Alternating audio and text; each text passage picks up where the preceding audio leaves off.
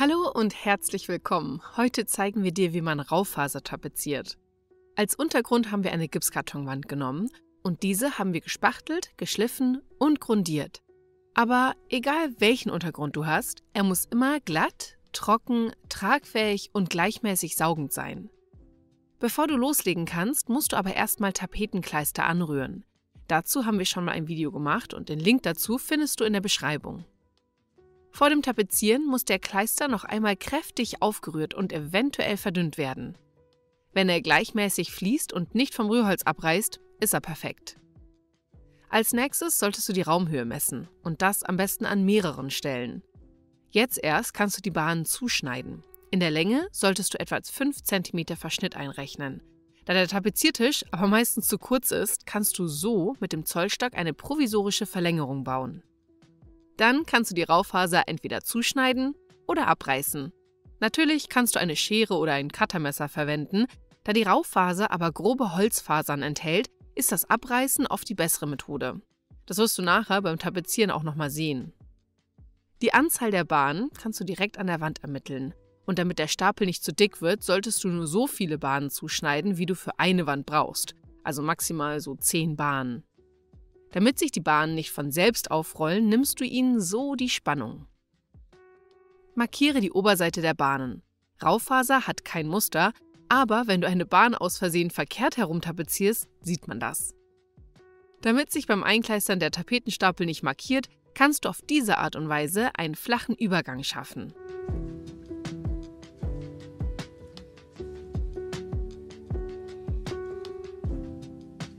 Und das sind die Werkzeuge, die du zum Tapezieren brauchst. Eine Tapezierbürste, Gummiwalze, Kantenroller, ein Quadratspachtel, ein Zollstock, Bleistift, Schere und eine Dreikantschiene. Bevor du die erste Bahn tapezierst, solltest du die Wand noch einmal vorsichtig mit einem Spachtel glätten, um Unebenheiten zu beseitigen. Jetzt kommt das Einkleistern.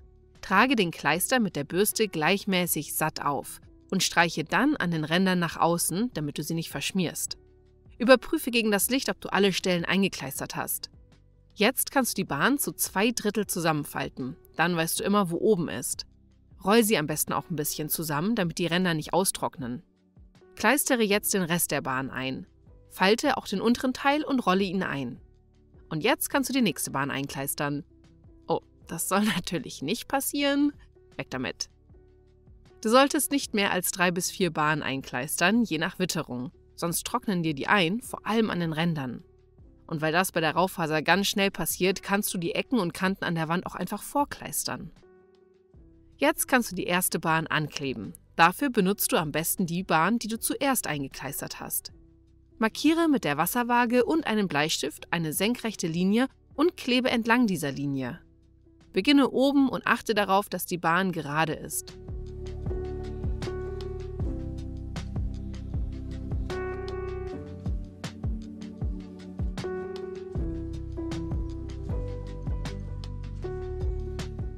Mit der Tapezierbürste streichst du Blasen und Falten glatt.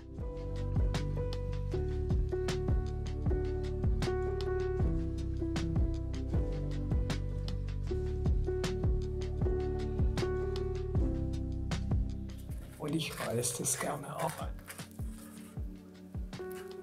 Das ist besser wie mit der Schere und vor allem besser wie mit dem Cuttermesser.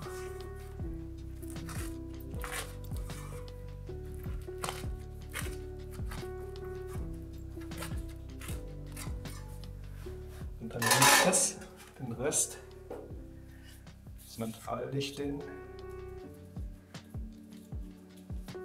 Und dann nutze ich den im Grunde genommen wie so ein Schleifpapier.